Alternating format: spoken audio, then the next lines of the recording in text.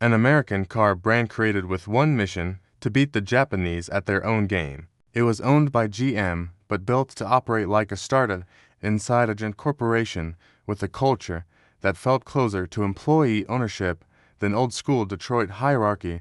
The result was not just a new small car, it was a full-scale experiment, Saturn, and the product matched the attitude: dent-resistant plastic body panels, a no-haggle sales policy that made dealerships feel more like retail stores than battlegrounds, and a fan base so loyal that thousands of owners would drive back to the factory like it was a festival. Today, we are unpacking how Saturn launched like a rocket carrying the hope of saving Detroit, then disappeared after only about 2 decades. Was Saturn taken down by the cars themselves, or by internal politics, cost-cutting, and GM losing the will to protect what made Saturn different? Back in the early 1980s, Detroit did not feel invincible anymore. Japanese cars were flooding American roads, compact, fuel-efficient, reliable, and dangerously predictable. They made people believe buying a car did not have to feel like gambling. GM could see the trust slipping away, and that is what made Saturn possible. Not a mild redesign,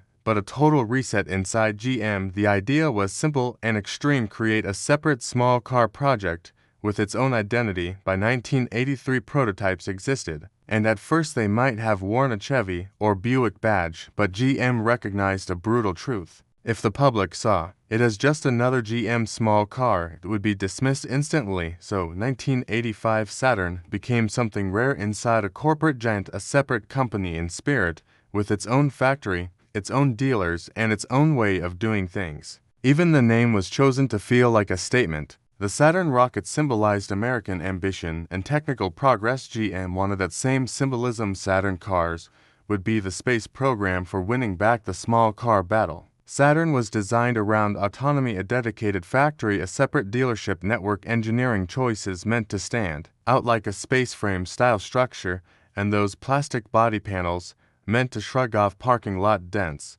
And maybe most radical, Saturn tried a different relationship with labor, aiming for cooperation, profit sharing, and a sense of we are in this together instead of the classic grinding fight.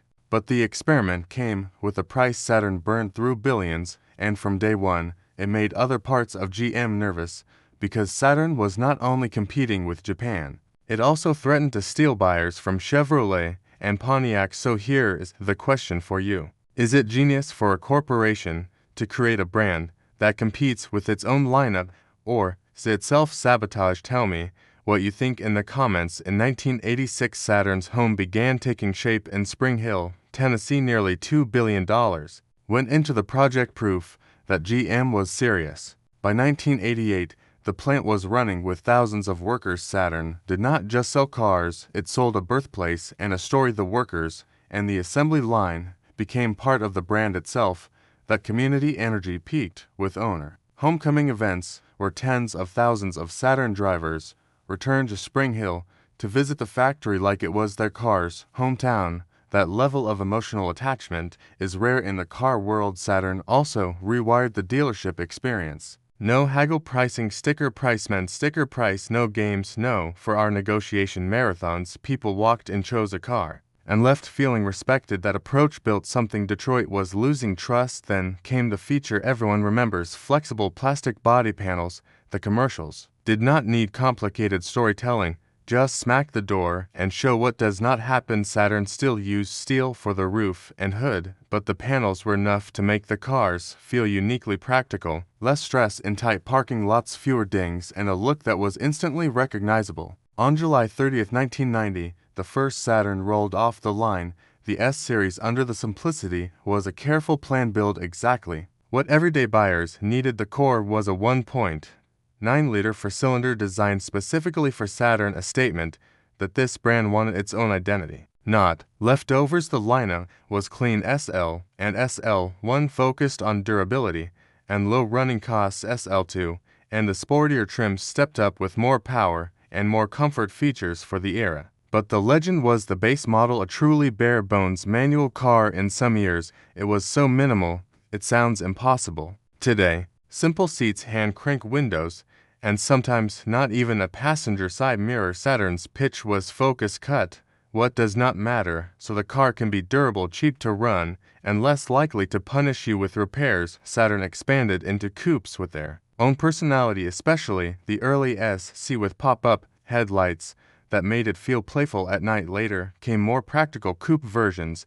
and then wagons that fit the moment when families wanted cargo space without giving up compact efficiency. Saturn reused structure where it could to keep prices down, and that was part of the Saturn logic value. Through smart simplification, Saturn even brushed against the future in the late 1990s when it became associated in limited ways with GM's early electric story that did not turn Saturn into an EV brand, but it kept Saturn close to experimentation where GM could test ideas without risking its traditional badges. By the end of the 1990s, Saturn had real momentum. Millions of vehicles built a loyal customer base and proof that GM could do small cars differently. Then gravity started pulling Saturn back. As the S-Series era faded, GM began folding Saturn into the corporate orbit. Shared platforms, shared parts, shared factories. On paper, it saved money in the hearts of Saturn owners. It felt like losing the plot. A major early warning sign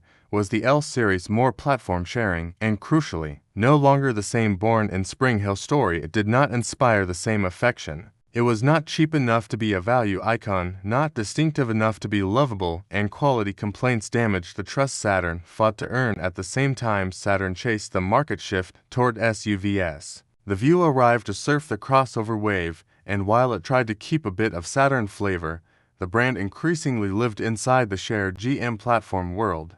Then came the Ion in 2003, the replacement for the beloved S-Series. This was the make or break moment. Saturn needed a modern platform, but it was no longer allowed to be Saturn in the original sense. More sharing, more corporate sameness, and longtime fans started asking the fatal question, so what is Saturn now? The Ion still had clever ideas like the quad coupe with rear clamshell doors and a center-mounted gauge cluster. There were performance highlights too, but for many buyers, it did not hit the emotional notes the S-Series did. It was not rugged, simple in the old Saturn way, and it was not truly unique enough to justify choosing it over similar GM cousins. By the mid-2000s, Saturn's original startup-like exceptions were pulled closer to normal GM operations, and one of the clearest symbols of the rebadge era was a minivan, the Saturn, really practical, yes, but visibly related to other GM vans, which made it hard to justify why Saturn,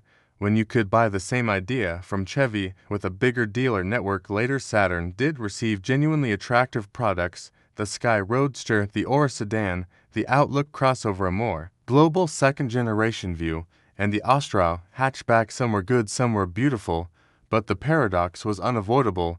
The more Saturn became a portfolio of shared and imported vehicles, the more it felt like Saturn was just a badge. And when a crisis hits, a badge is easy to delete. When the financial collapse hit, GM was not making careful brand decisions anymore. It was trying to survive. Saturn entered that moment with its biggest weakness. It no longer felt like a different kind of company. Once Saturn became mostly a rebadging strategy, it lost the emotional weight that might have protected it. GM announced plans to sell or shut down multiple brands, including Saturn, that immediately poisoned the showroom. Dealers sold cars under a countdown. Customers walked in with fears about warranty, parts, and resale value. A last hope appeared with a potential sale, but without guaranteed long-term manufacturing and vehicle supply. The plan collapsed. By 2010, Saturn was finished. Saturn's legacy, a contradiction. In its first decade, Saturn proved GM could build a small car people trusted, could create a dealership experience that made customers feel respected, and could turn a factory into a place owners wanted to visit. But in its second decade, as soon as Saturn was absorbed into the cost-cutting machine, platforms swapped badges, it lost the one reason buyers chose Saturn instead of Chevrolet or Pontiac: identity. By the time the 2008 crisis hit, Saturn no longer had enough reason to be saved. If you could collect only one Saturn today, would you choose an early S-Series for its durability and plastic panel weirdness, or a late Sky for its looks and showroom drama? Tell me which one and why. If you want more stories like this, like and subscribe. And if you owned an American or Japanese car from the 1980 to 2000 era, comment what it was, what year, and your best memory with it. because the next story might come straight from your garage.